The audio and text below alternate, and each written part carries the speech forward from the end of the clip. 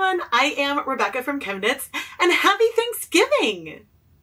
Today we are going to dye a yarn colorway that I'm using for a special Black Friday deal in the ChemKnits Creations Etsy shop. If you buy 100 grams of one of the colorways I dye in this video, you have the option to add a second mystery skein of hand-dyed yarn for just $10. I'll talk more about this and all of the other Black Friday deals and specials I have going on at the end of the video. But I do have one more Black Friday deal that I want to mention before we go and dive into our beautiful layered tonal kind of colorway we'll dye today. And that is that KnitPicks is having a site-wide Black Friday sale. Today, Friday, November 24th, you can save 25% off site-wide at KnitPicks. And then Saturday, the 25th through Sunday, November 27th, you can save 20% site-wide at KnitPicks. There may or may not be a coupon code for this. I will include some details about the sale in the video description. I am a KnitPicks affiliate, so I might earn a commission if you make purchases over there.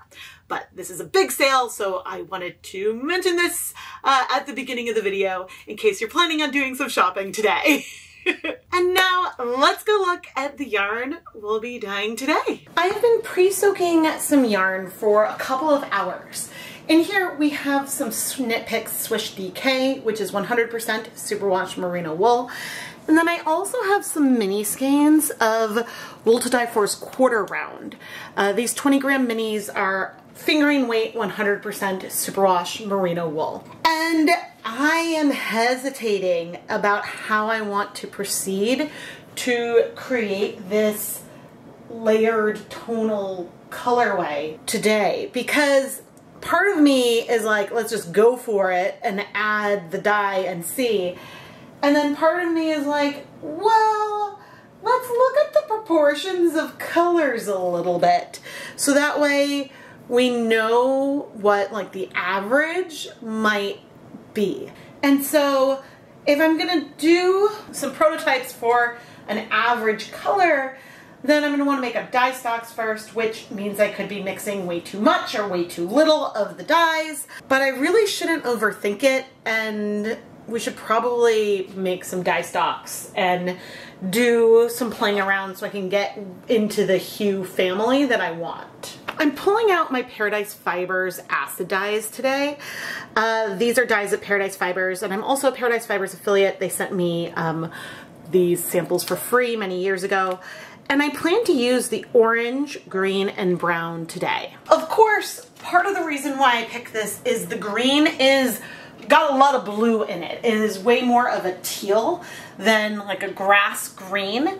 And so I think that pairing that with the orange and then with brown, we could get a very lovely green color or brown color, but we'll see. Because part of the reason why I want the orange in there is because having that orange, I'm hoping to have little bits of all these colors sort of peeking through with the layered tonal, and so I'm optimistic. But again, we'll have to see where we end up, so let's go make some dye stocks. We're gonna go big or go home here today, and I measured out 10 grams of the green, the orange, and the brown, and started dissolving them in hot tap water, bringing the total volume up to 1 liter. So that way we would have that 1% stock solution, which is 1 gram of dye dissolved in 100 milliliters of liquid. Now, sometimes if I'm doing a big dye stock like this, rather than adding the water to all 10 grams of dye at once, it can be beneficial to add to sort of separate the powder and add a little bit of water to a little bit of dye at a time. This prevents getting some really large clumps, which can be a little more annoying to dissolve. At some point, I would love to get a magnetic stir bar and hot plate, because then if there's a clump, I can set it up and it'll heat a little bit and stir and stir and stir without me manually stirring it. But this is me dreaming about equipment from my lab days, and I know I could buy something like that. It's just, the need isn't that big at this stage. But anyway, once I had finished dissolving the dye, I poured most of it into a 1 liter stock bottle, but I did keep some out in a cup because we'll use this to play around with the proportions of these 3 colors. I set up 5 takeout containers and added about a cup of water to each one. And then I started playing around with different proportions of our 3 dyes, aiming for approximately 20 milliliters of dye total in the container itself, because we will be adding a 20-gram mini skein to these mixtures at some point. However, I also knew it was okay if I went a little bit over or a little bit under, but I started with a 1:1:1 ratio and then sort of expanded from there based on what that color was compared to where I think I might want the color to go. It is important to remember that the average color that we're getting here isn't necessarily the color that we will see when we layer each of these 3 colors on separately, because if the color strikes faster to some parts of the yarn or others, we'll get some more blends of these 3 colors showing up throughout that yarn. So this isn't deterministic, but it can help decide, oh man, maybe this color is way too orange. I should add more of that green to make it more cool toned or something like that. Playing around with this, I like both the 1:1:1 ratio and then that overall average brown that we have. But then I also like the one where we have like mostly green, then orange, and then a tiny bit of brown. So I am very torn. I'm like, do I want this yarn to feel brown or do I want it to feel this foresty green but then still feel some brown elements? Because where the orange and the green mix together more, I think it will feel a little bit more brown. So I'm debating, but I think we'll do a round of prototypes with this type of ratio and see, depending on how I feel, maybe we'll stick with that or, oh no, I am torn. I'm going back and forth because I like this average color, this green here, which really you can't see. Let me see if I can zoom in. There we go. That gives you a little bit of a feel for this sort of muted green leaning color. I really like this color, but what I don't like is that we have 6 times as much green to brown. And so therefore it might just end up feeling like a very green tonal. We might not see some of those ebbs and flows of the way the different colors layer on top of each other that I want to see. And so maybe the thing to do is to stick with the original 1:1:1 vision and try that. And if I don't love this result, then I can go back and make it much more green heavy. I think that that's the plan. I think that's what we're gonna do. But as for these samples, I popped in 2 teaspoons of white vinegar into each container and then I set them aside for a couple of days at room temperature. I'll steam set them off camera. Ultimately, these average colors aren't what matter the most. This was just to help give me a feel of the proportions that I wanted for the colors today. I added 24 cups of water to this 12-quart pot and we're gonna add 6 tablespoons of white vinegar. 3, 4, 5, 6. That's a ratio of 2 tablespoons of white vinegar per 8 cups of water. Sometimes people ask me about the ratio of acid to yarn you should use, and really you want to worry about the ratio of your acid to the volume of water, because that is what is important for your pH. And so that's what matters. But this is a ratio that tends to work well with a lot of dyes at my house. And now we're gonna start with the orange. Man, all I can say today is I have been exceptionally clumsy. You'll notice that there were a lot of spills earlier. And the water currently feels like nothing. I'm gonna rinse this out. And I do want the water to be warm when we add our yarn because I don't want the yarn to strike, or the color to strike evenly. The whole goal here is that the 3 colors will strike unevenly onto the yarn, giving us a beautiful fall foliage feeling colorway. At least that's the hope. So yeah, we'll be back. It might not be that warm yet, but we see some movement on the surface. And so we're gonna go for it. Mainly because I'm impatient. I removed a lot of liquid from the yarn, and now I'm adding it in. The tips are going in a little bit more towards the end.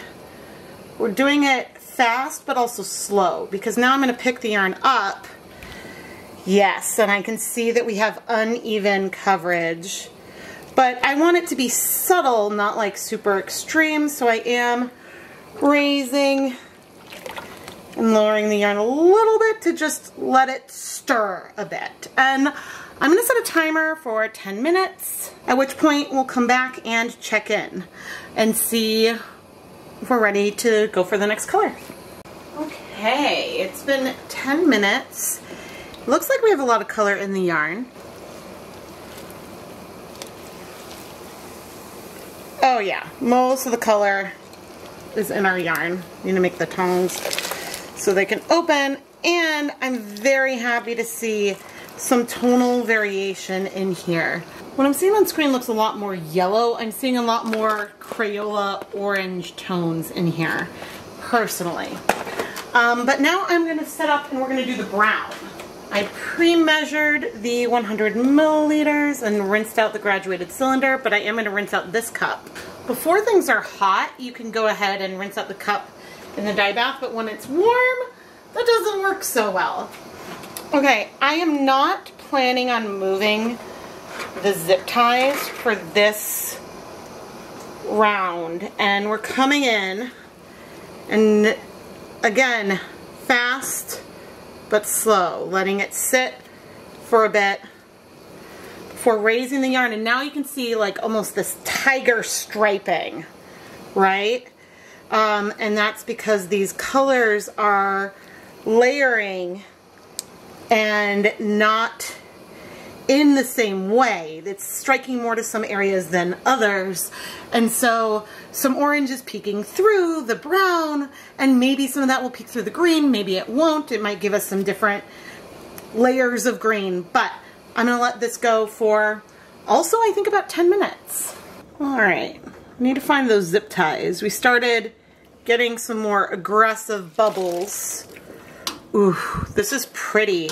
So it's almost like we have a fawn brown and more of a brown going on now. Where are the zip ties? Here's one. Because you don't want things to get like too messed up.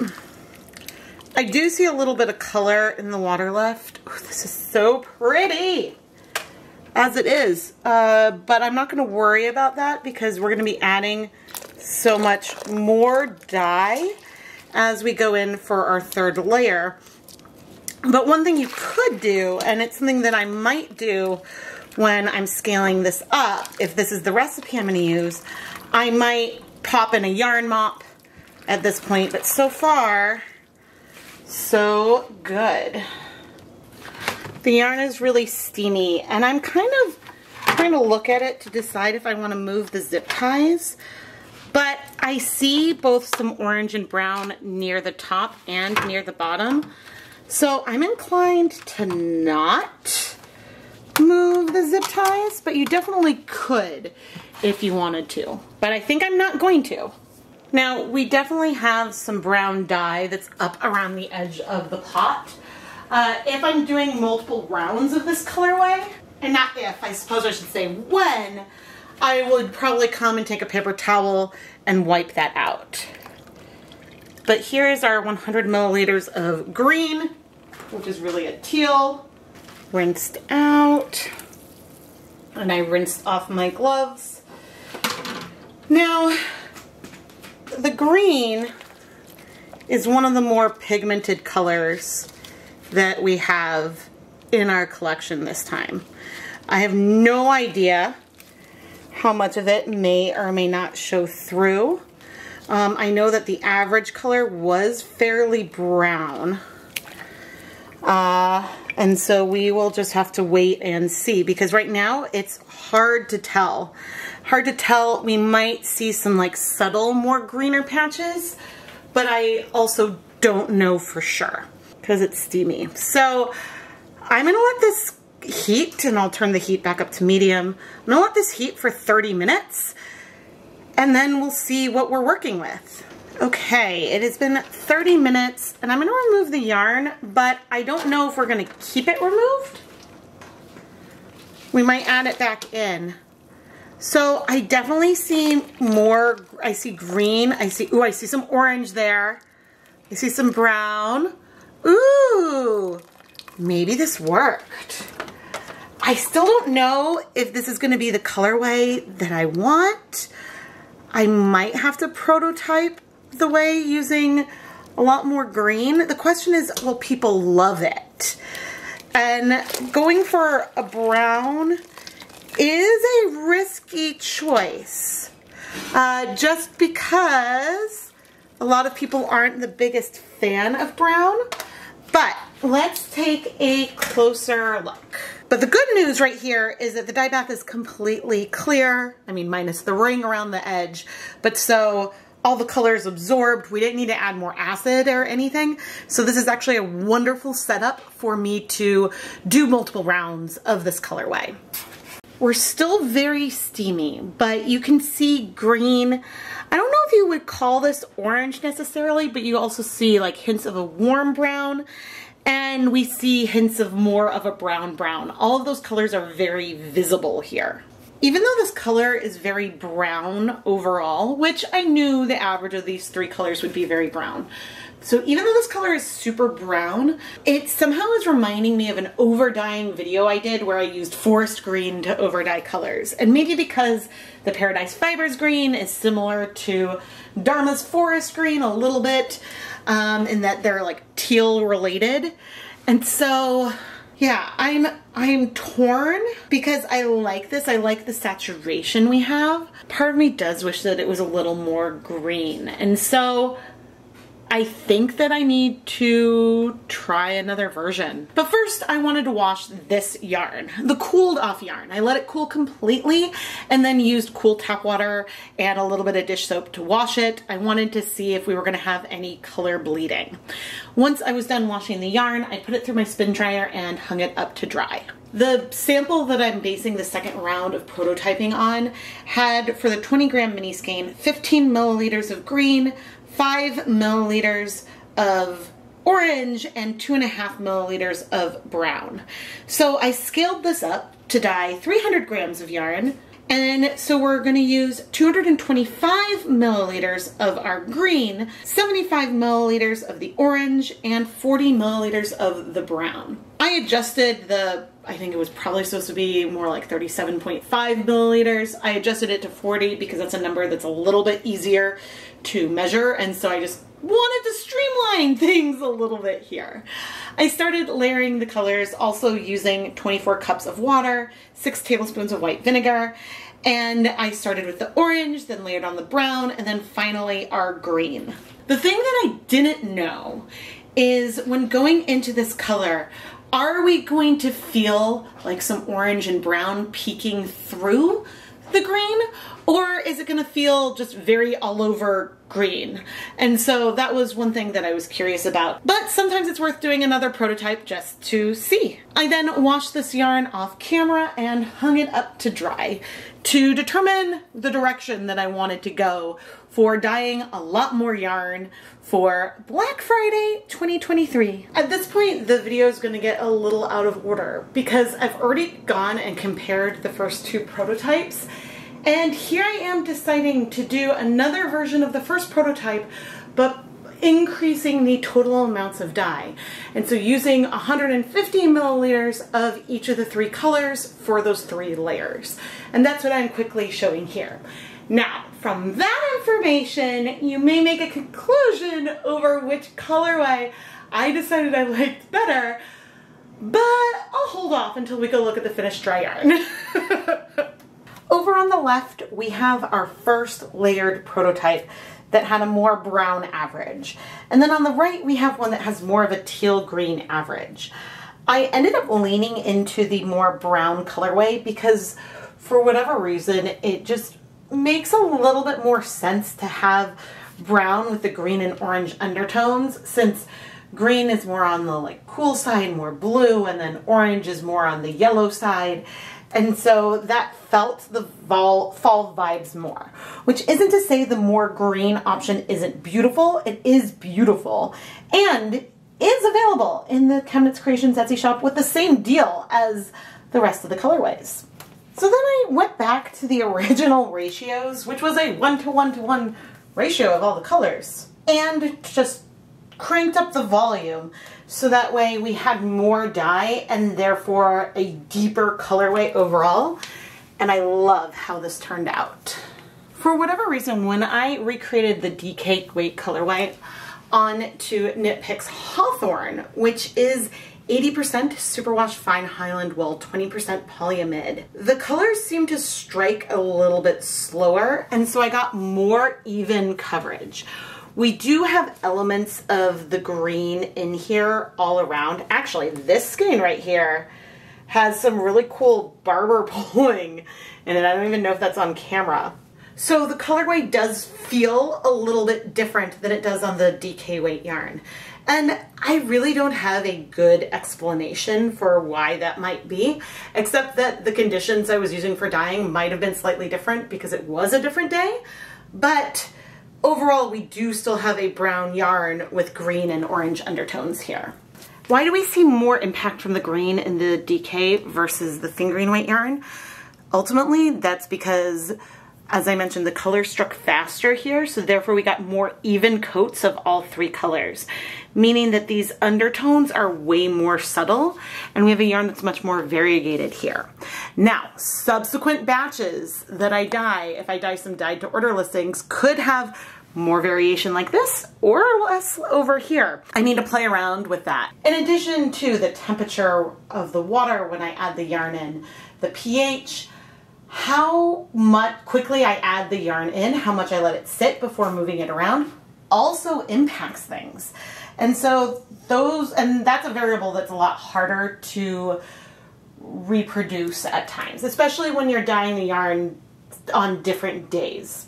But anyway, I think that this colorway is super fall, and whether there's more variation or less variation, I think it is really beautiful. As for our mini skein sets that we dyed at the beginning, I can't tell you much about which proportions are which because I didn't have them labeled, although my guess is that the far left is our equal proportions of all the colors and our far right is the most green one. Other than that, I don't know, and so I'm not putting labels up here. We did mix a very nice neutral set of, well, mostly greens, but very earthy greens. And all of this yarn is currently available in the ChemKnits Creations Etsy shop with a very special Black Friday deal for all of you. And I'm going to tell you more about all of the Black Friday sales going on in my shop right now. What do you think of this colorway? I really hope that you like it. I love layering different colors to get this layered tonal effect. Today is Black Friday and I have some special deals and bundles available in the ChemKnits Creations Etsy shop for today through the Cyber weekend. And as I mentioned at the beginning of this video, if you buy 100 grams of one of the colorways I dyed in today's video, you will have the option to add a second skein of mystery hand-dyed yarn for just $10. This is completely optional, and the mystery skein can be any yarn weight from lace weight to super bulky. It can be a variety of different fiber types, dye types. Make sure you check out the listing for full details. And because this mystery skein is so discounted, there are no color preferences. I will be wrapping up the mystery skeins before I pack the orders, and people will receive one and I won't even know who gets which one. The mystery yarn might be featured in a past or upcoming ChemKnits tutorials YouTube video. I also have some other really fun bundles, including a stuffed project bag with 300 grams of mystery yarn. The main difference with this particular mystery bundle is that you get to pick between fingering DK or worsted weight yarn for your bundle, depending on how many are available. And then the bag will be stuffed with at least 300 grams of yarn and a bunch of fun extras. And it's just a lot of fun to put these together, especially if you like a surprise. Again, please make sure you check out the full item description for these mystery bundles. And if you don't love a mystery, there is something for you as well.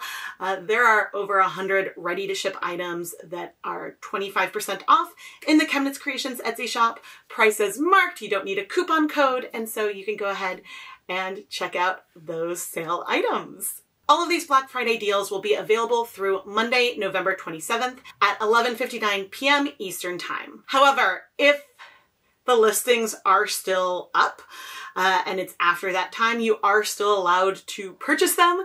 It's just because some of these listings I'll take down when I wake up on Tuesday morning. There are still some Hanukkah samplers that are still available, and there are some add-on skeins as well. And so you can go and check that out. At this point, since Hanukkah starts on December 7th, I can't guarantee that it'll arrive in time. I do suggest that maybe you upgrade to priority shipping, but I can say that I will get it to the post office as fast as I possibly can, so that way there's the best chance that it'll arrive in time for Hanukkah to start. It's just hard to know what will happen when the volume of packages being shipped, the volume that the post office is handling right now gets a lot bigger, and so then sometimes there can be more delays. And unfortunately, that's outside of my control. Please subscribe and turn on notifications so you never miss a new video. I hope that you are all having a really wonderful Thanksgiving weekend, and thank you for spending a little bit of time with me. I am Rebecca from ChemKnits, and thank you so much for watching.